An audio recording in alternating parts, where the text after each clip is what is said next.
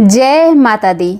दोस्तों, चैत्र नवरात्रि में अब कुछ ही दिन बचे हैं और 9 अप्रैल मंगलवार से माँ दुर्गा की पूजा का आरंभ हो जाएगा, जो 9 दिनों तक चलेगा।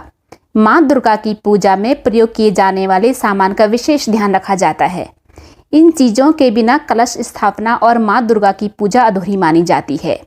इसमें नंबर 1 पर आता है कि माँ दुर्गा की पूजा में 16 श्रृंगार के सामान की आवश्यकता पड़ती है, जैसे लाल चुनरी, चूड़ी, बिछिया, इत्र, सिंदूर, महावर, बिंदी, मेहंदी, काजल, चोटी, मंगलसूत्र या गले के लिए माला, पायल, नेल पॉलिश, कान की बाली और चोटी में लगाने के लिए रिबन।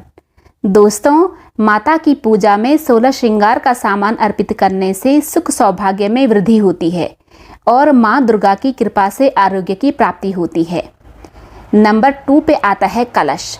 नवरात्रि में माँ दुर्गा की पूजा से पहले कलश स्थापना की जाती है। धार्मिक मान्यताओं के अनुसार कलश को ब्रह्मांड के प्रतीक के तौर पर स्थापित किया जाता है, जिसके केंद्र में सभी देवी देवताओं का निवास होता है। माना जाता है कि कलश के मुख में भगवान विष्णु, कंठ में भगवान शिव और मूल भाग में ब्रह्मा जी निवास करते हैं। नंबर 3 पे आते हैं पल्लव। कलश में रखने के लिए पल्लव की जरूरत पड़ती है, जिसे पंच पल्लव के नाम से जाना जाता है। पंच पल्लव में पीपल, गूलर, अशोक, आम और वट के पत्ते होते हैं, जिनको कलश पर रखा जाता है और उसके ऊपर नारियल रखा जाता है। इनमें से जिस भी वृक्ष के पत्ते मिले वही पूजा में प्रयोग कर लेना चाहिए। नंबर 4 पर है दुर्गा विसा यंत्र या फिर श्री यंत्र। चैत्र नवरात्रि की पूजा से पहले दुर्गा विसा यंत्र या श्री यंत्र अवश्य लेकर आएं। मान्यता है कि नवरात्रि में मां दुर्गा की मूर्ति या तस्वीर के सामने दुर्गा विसा यंत्र रखने से धन वैभव की प्राप्ति होती है। साथ ही यह यंत्र रक्षा कवच के तौर पर काम करता है, जो आने वाली सभी परेशानियों को दूर रखता है। नंबर 5 पर आता है ध्वजा या फिर पताका। चैत्र नवरात्रि में माँ दुर्गा को ध्वजा या पताका अर्पित करना बहुत उत्तम माना जाता है। पताका विजय का सूचक माना जाता है और इसे घर पर लगाने से माँ दुर्गा का आशीर्वाद भी प्राप्त होता है। अगर आप पताका को घर पर नहीं लगाना चाहते तो उसे किसी देवी माँ के मंदिर में अवश्य चढ़ाएं। वहीं अगर घर पर लगा रहे हैं तो उत्तर पश्चिम दिशा में स्थापित करें। नंबर 6 पर आता है जौ। नवरात्रि की पूजा में घट स्थापना पर जौ बोया जाता है, जो बहुत ही शुभ माना जाता है। इसलिए अभी से घर में जौ लाकर रख लें।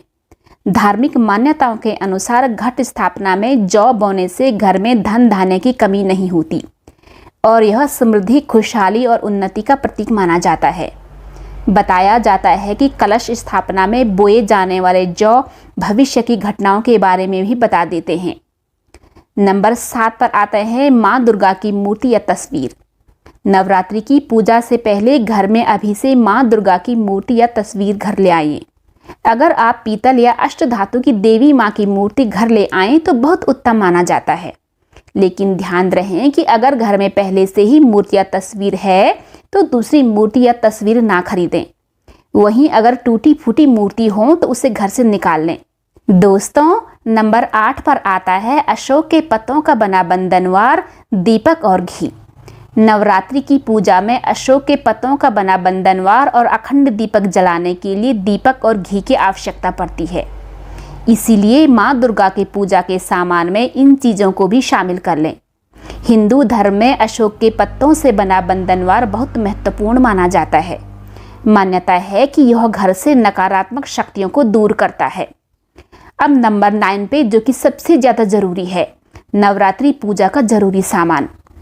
नवरात्रि में माता की पूजा अर्चना में शंख, सिंदूर, रोली, मौली, कपूर, धूप, लाल पुष्प या पुष्पहार, सुपारी साबुत, हल्दी की गांठ, पटरा, आसन, चौकी, पंचमेवा, जायफल, जावित्री, कमलगट्टा, नैवेद्य, बताशा, मधु, शक्कर, नारियल, गंगाजल आदि।